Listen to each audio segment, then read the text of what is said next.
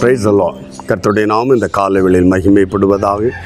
ஒருமித்து இந்த அதிகாலை வேளையில் ஆண்டவரை நோக்கி பார்க்க கர்த்தர் நம்ம தந்த கிருபைக்காய் ஆண்டவருக்கு நன்றி செலுத்துகிறேன். இந்த நாளிலும் சங்கீதங்களின் புத்தகம் 27ஆம் அதிகாரம் அதனுடைய 12வது வசனத்தை வாசிக்கிறேன்.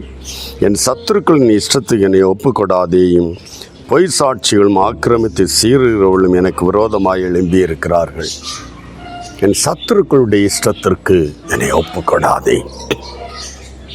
பல நேரங்களில் நம்முடைய சத்துருக்கள் நம்முடைய ஆவிக்குரிய வாழ்க்கைக்கு எதிராக, நம்முடைய நன்மைகளுக்கு எதிராக, நம்முடைய குடும்பத்துக்கு எதிராக, நம்முடைய பிள்ளைகளுக்கு எதிராக எத்தனையோ போராட்டங்கள், தடைகள்.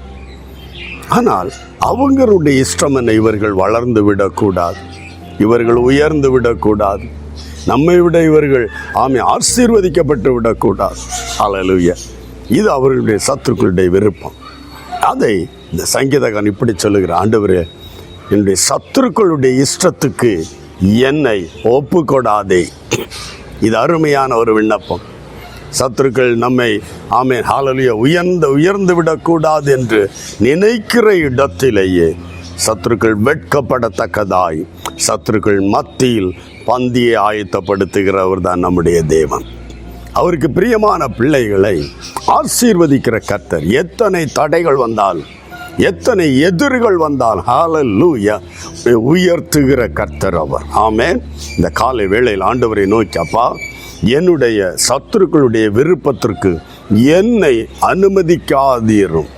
ஆமென். இதுவரை ஒப்பு கொடுக்கல.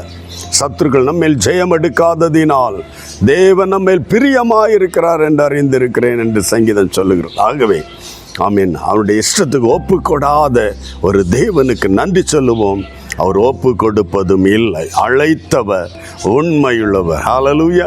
நம்மை ஆசீர்வதிக்கும்படி அழைத்த கர்த்தர், நம்மை பலப்படுத்தும்படி அழைத்த தேவன் பயன்படுத்துவாராக, ஆசீர்வதிப்பாராக, நிலைநிறுத்துவாராக.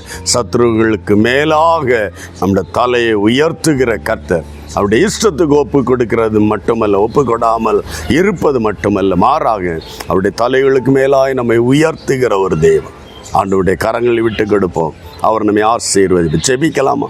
அன்பு தகப்பனே, இயேசுவின் நாமத்தில் எங்களுடைய சத்துருக்களுடைய இஷ்டத்துக்கு ஒப்பு கொடாமது மட்டுமல்ல, எங்களை அவர்களுக்கு தலைகளுக்கு மேலாய் உயர்த்துகிற தேவன்.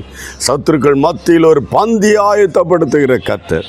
இந்த காலை வேளையில் என்னோடு இணைந்து ஜெபிக்கிற எந்தெந்த தேவ பிள்ளைகள் சத்துருக்கள் பெருகி இருக்கிறார்களோ, எதிராக யுத்தம் பண்ணுகிறார்களோ, அவர்கள் நடுவில் நம்முடைய பிள்ளைகளை கனப்படுத்துகிற தேவனுக்காக நன்றி.